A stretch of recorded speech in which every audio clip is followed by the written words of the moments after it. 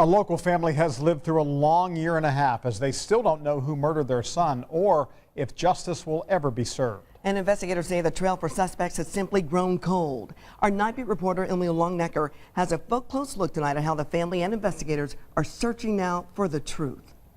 Time after time, the phone rings and rings, and you're hoping it's the police officer saying, hey, we've got something. That call has never come, though, for Joe and Cindy Jobin. The call that could tell them what happened the night their 19-year-old son Kyle was shot outside this Lawrence gas station and who's responsible. 16 months later, investigators still don't know. Losing your kid is a parent's worst nightmare. This just, exacerbates it. Maybe we can stop it. The Jobins' nightmare began just 4 days into 2014.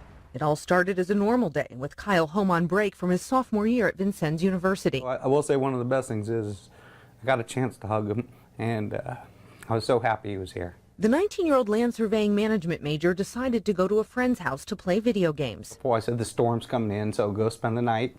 We'll see you tomorrow. That day never came. Instead, in the early morning hours of January 4th, a knock at the door no parent ever wants to answer. I see police officer, chaplain. When I see the chaplain, I've been in the service for a bit, and I'm like, this isn't good.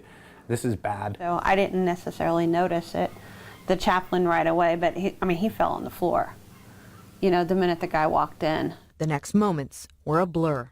They tell us what happened, that he was shot point blank in the head.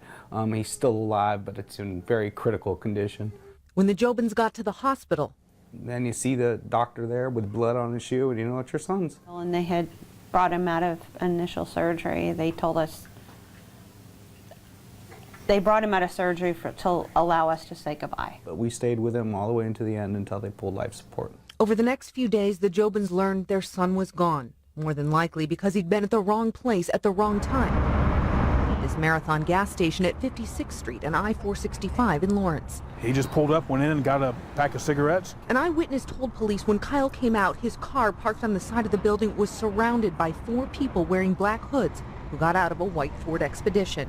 And they were knocking on the windows, and it looked like to the witness that they were trying to rob him. The witness didn't have a phone to call 911, so he drove away looking for police.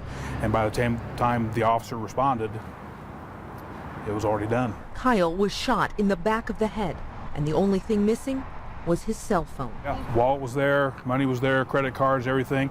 Even the cigarettes, police say, Kyle left his friend's house to buy. They just shot him point blank for what appears to be no reason at all. No reason, and still no answers for these grieving parents. The different things. Right now it's just dark shadows that took my son's life that night. Shadows connected to 4 people who are responsible for Kyle Jobin's murder and out there somewhere.